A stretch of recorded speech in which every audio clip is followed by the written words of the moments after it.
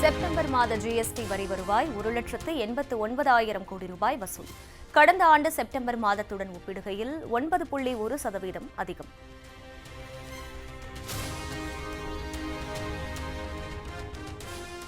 மலேசியாவில் பிரதமர் மோடி அமெரிக்க அதிபர் டிரம்ப் சந்திக்க வாய்ப்பு. இரு நாடுகளுக்கு இடையேயான வர்த்தக போர் பதற்றத்திற்கு மத்தியில் முதன்முறையாக சந்திப்பு.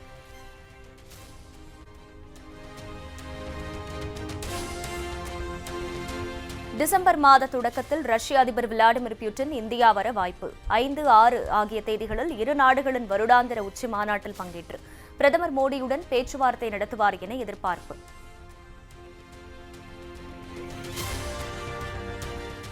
தீபாவளி பரிசாக மத்திய அரசு ஊழியர்கள் ஓய்வூதியதாரர்களுக்கான அகவிலைப்படி 3% உயர்வு. மத்திய அமைச்சரவை கூட்டத்தில் ஒப்புதல்.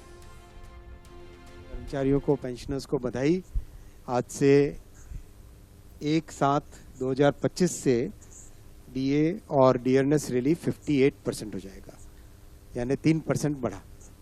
बहुत ही बड़ी अच्छी बढ़ोतरी है ये. और करीब करीब 49 लाख एम्प्लॉयज़ और 69 लाख पेंशनर्स को इसका सीधा लाभ मिलेगा. देश भर में बहुत ही अच्छा इसका इम्पैक्ट रहेगा.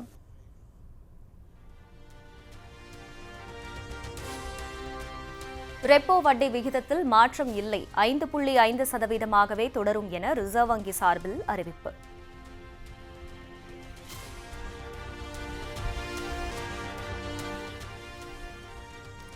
காங்கிரஸ் தேசிய தலைவர் மல்லிகார்ஜுன கார்கேவுக்கு உடல்நலக்குறைவு. பெங்களூரு மருத்துவமனையில் சிகிச்சைக்காக அனுமதி.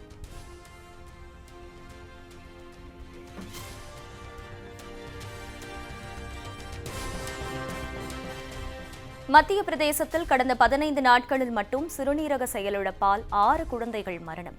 நச்சுத்தன்மை மிகுந்த இருமல் மருந்து காரணமாக இருக்கலாம் என சந்தேகம் எழுந்துள்ளதால் அதிர்ச்சி.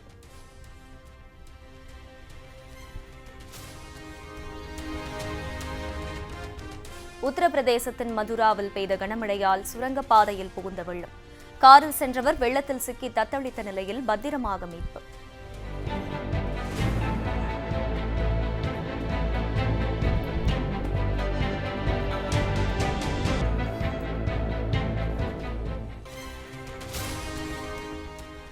தங்கம் விலை ஒரே நாளில் இருமுறை உயர்ந்ததால் நடுத்தர மக்கள் அதிர்ச்சி. சென்னையில் ஆபரண தங்கத்தின் விலை சவரனுக்கு 480 ரூபாய் உயர்ந்து 87,600 ரூபாய்க்கு விற்பனை.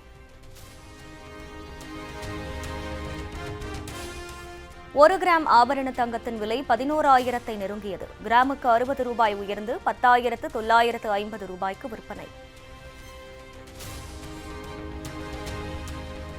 மத்திய வங்கக்கடல் பகுதிகளில் ஆழ்ந்த காற்றழுத்த தாழ்வு பகுதி உருவானதன் எதிரொலி. சென்னை, கடலூர், நாகப்பட்டினம் உட்பட 9 துறைமுகங்களில் புயல் எச்சரிக்கை கூண்டு ஏற்றம்.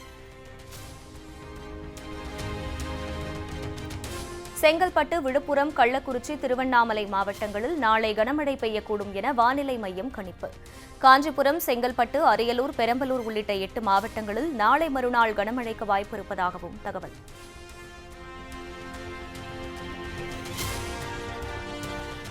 தென்னிந்தியாவிலேயே சரஸ்வதி தேவிக்கு என்று தனி ஆலயம் அமையப்பெற்ற கூத்தனூரில் சரஸ்வதி பூஜை சிறப்பு வழிபாடு. ஏராளமான மாணவர்கள் பேனா, புத்தகம் உள்ளிட்டவற்றை வைத்து வேண்டுதல்.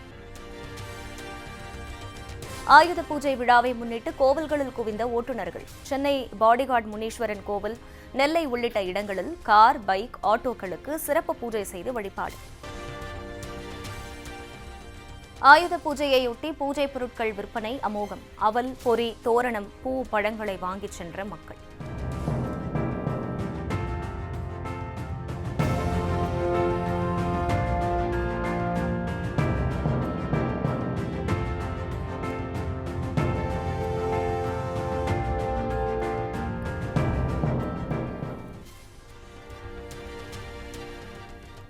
புதுச்சேரி காவல்துறையின் ஆயுதப்படை தலைமை அலுவலகத்தில் ஆயுத பூஜை கொண்டாட்டம். AK-47 ரக துப்பாக்கிகள் உட்பட பல்வேறு ஆயுதங்களுக்கு பூஜை செய்து காவலர்கள் வழிபாடு.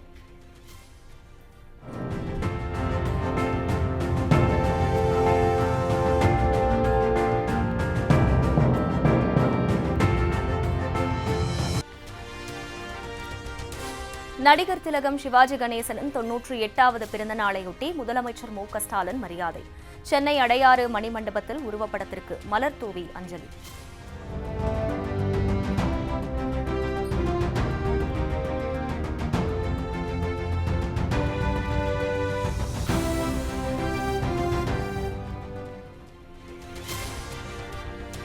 சென்னையில் சுமார் 42 கோடி ரூபாய் செலவில் மேம்படுத்தப்பட்ட தொல்காப்பியர் பூங்கா, நவீன வசதிகளுடன் கூடிய புதிய நுழைவு வாயில், கண்காணிப்பு கோபுரம், குழந்தைகளுக்கான விளையாட்டு பகுதி உள்ளிட்டவற்றை பார்வையிட்டார் முதலமைச்சர் மு.க. ஸ்டாலின்.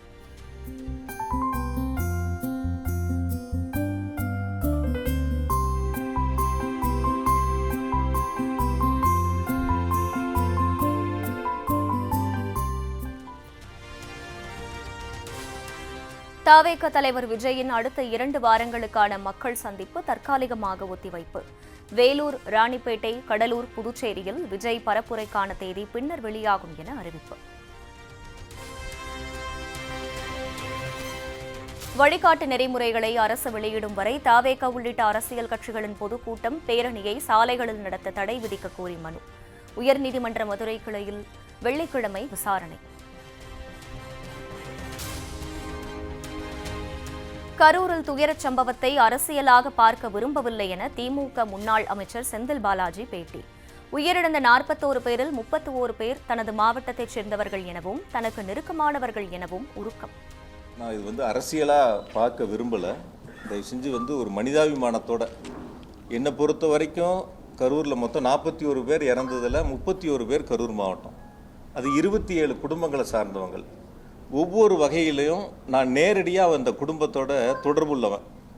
தொடர்ந்து ஒவ்வொரு குடும்பங்களோடும் நேரடியாக நாங்கள் தொடர்பில் இருக்கக்கூடியவங்க.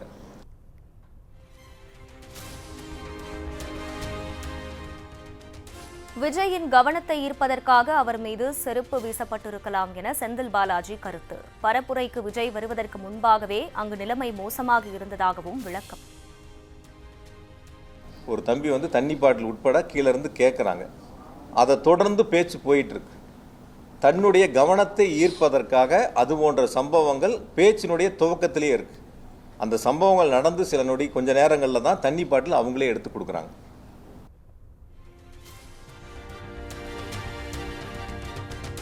கரூர் பரப்புரையில் மட்டும் இப்படி ஒரு அசம்பாவிதம் நடந்தது ஏன் என விஜய் குற்றம் சாட்டியதற்கு செந்தில் பாலாஜி பதில்.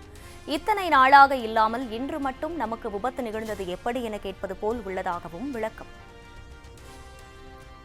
எல்லா ஊர்லேயும் கூட்டம் நடத்துகிறேன், எந்த ஊர்லேயும் நடக்கலை, இந்த ஊரில் மட்டும் ஏன் நடக்குங்கிற கேள்வி. நான் எல்லா நாளும் வண்டி ஓட்டுறேன், வேகமாக தான் ஓட்டுறேன். ஆனால் இந்த நாள் மட்டும், இன்னைக்கு மட்டும் எனக்கு எப்படி என் கார் ஆக்சிடென்ட் ஆச்சுன்னு கேட்குற மாதிரி இருக்கு.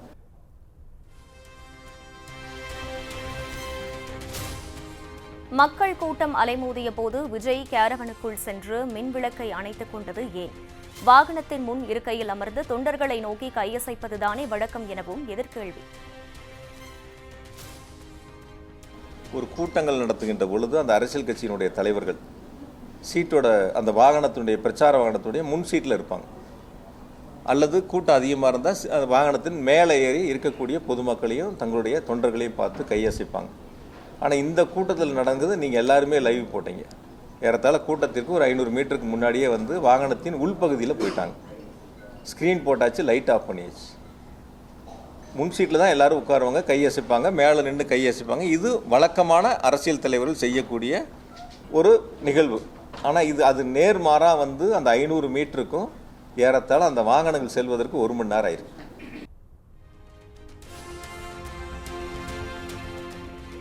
தன்னை பற்றி விஜய் பேசிய போது அவர் மீது செருப்பு வீசப்பட்டதாக கூறப்படுவது பொய். தன்னை பற்றி பேசாத போதுதான் செருப்பு வீசப்பட்டதாக தரவுகளுடன் செந்தில் பாலாஜி பதில்.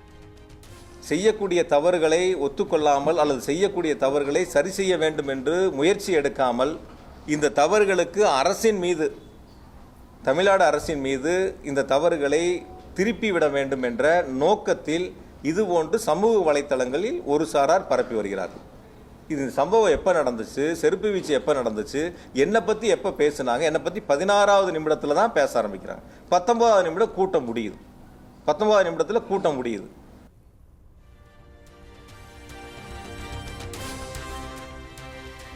இரண்டாயிரம் செருப்புகள் கிடந்த இடத்தில் ஒரு காலி குடிநீர் பாட்டிலாவது கிடந்ததா? தொலைக்காட்சிகளில் வெளியான காட்சிகளை சுட்டிக்காட்டி செந்தில் பாலாஜி கேள்வி. நீங்கள் இதே வேலுசாமிபுரத்தில் சம்பவம் நடந்து அடுத்த நாள் பார்த்தீங்க. எனக்கு தெரிஞ்சு ஒரு 1000-2000 செருப்புகள் அங்கே இருந்திருக்கும். ஒரு எம்டி தண்ணி பாட்டில் ஏதாவது ஒன்று அந்த இடத்துல இருந்துச்சா? நீங்கள் யாராவது பார்த்தீங்களா? ஒரு குடிச்சா தண்ணி பாட்டில் எம்டி பாட்டில் கீழே தானே கிடக்கும். செருப்பு எப்படி கீழே கிடந்துச்சோ அதுதானே இருக்கும்.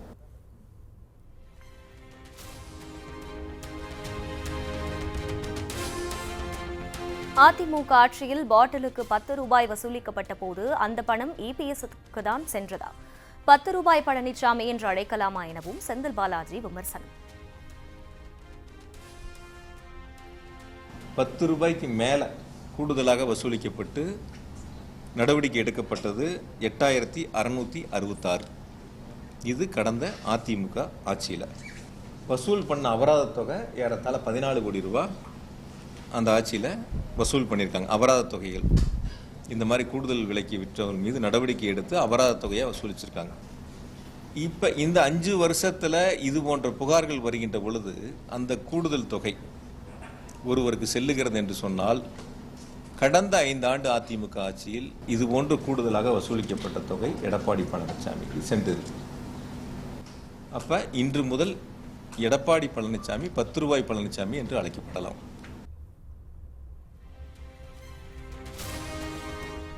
கரூர் வந்துள்ள பாஜகவின் உண்மை கண்டறியும் குழு மணிப்பூர் செல்லாதது ஏன்?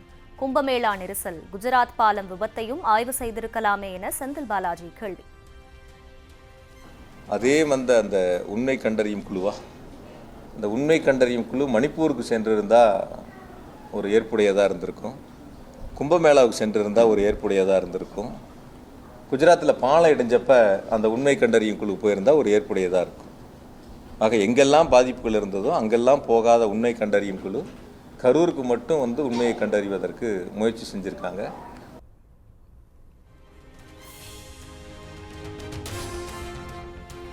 டாஸ்மாக் கொள்ளையை நியாயப்படுத்த 10 ரூபாய் பாலாஜிக்கு வெட்கமாக இல்லையா என அதிமுக கேள்வி. அதிமுக ஆட்சியில் டாஸ்மாக் தொடர்பாக எந்த புகார் வந்தாலும் உடனடி நடவடிக்கை எடுக்கப்பட்டதாக செந்தில் பாலாஜிக்கு விளக்கம்.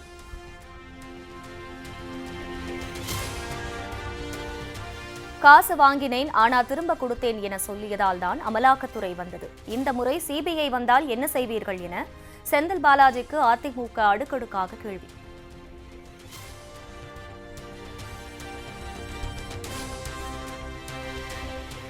கூட்ட நெரிசலில் சிக்கி 41 பேர் உயிரிழந்த விபத்தை திமுக மீது பழிபோடுவது மிகவும் ஆபத்தான அரசியல் என விசிக தலைவர் திருமாவளவன் பேச்சு. இதுபோன்ற நேர்மையற்ற அரசியல் விஜய்க்கே ஆபத்தாக முடியலாம் என்றும் எச்சரிப்பு. நம்ம பிழைச்சா போதும் அப்படின்னு ஒவ்வொருத்தரும் அங்கிருந்து தப்பிக்க முயல்கிறார்கள்.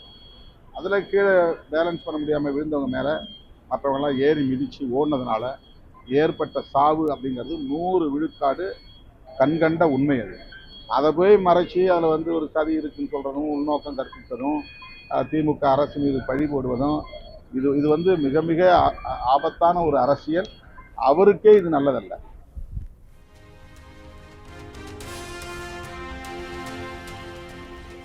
கரூர் கூட்ட நெரிசல் சம்பவத்திற்கு காரணமாக திமுக முன்னாள் அமைச்சர் செந்தில் பாலாஜியை குறிவைக்கிறாரா விஜய்?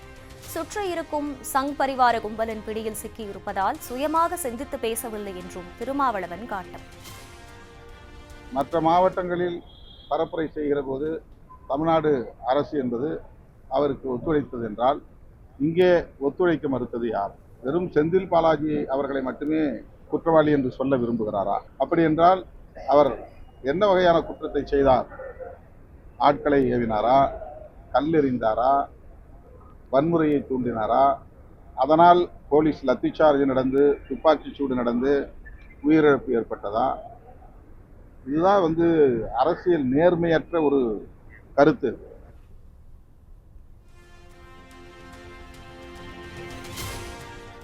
அரசுக்கு எதிராக கருத்துருவாக்கத்தை உருவாக்கும் அரசியல் விஜய்க்கு எதிராகவே போய் முடியும் என திருமாவளவன் எச்சரிக்கை. கூட்டங்களின் இடையே இயல்பாக வரும் ஆம்புலன்ஸுக்கு எதிராக பேசுவது நாகரிகமற்ற அரசியல் என்றும் காட்டும். ஆம்புலன்ஸுங்கிறது வரதான் செய்யும். ஆள் இல்லாமல் வருதுன்னா ஆள் இல்லாமல் தான் போவோம். ஒரு இடத்துல இருந்து ஆள் இல்லாமல் போவோம். பிக்கப் பண்ண தான் ஆளோட போவாங்க. ஹாஸ்பிட்டல்ல இருந்து பேஷண்ட் இருக்கிற இடத்துக்கு போகும்போது ஆள் இல்லாமல் தான் போவாங்க. பேஷண்ட்டை பிக் பண்ண பிறகு ஆளோட போவாங்க ஹாஸ்பிட்டலை நோக்கி. இது என்ன? இது ரொம்ப அரசியல் நாகரிகமான அரசியல் இல்லை.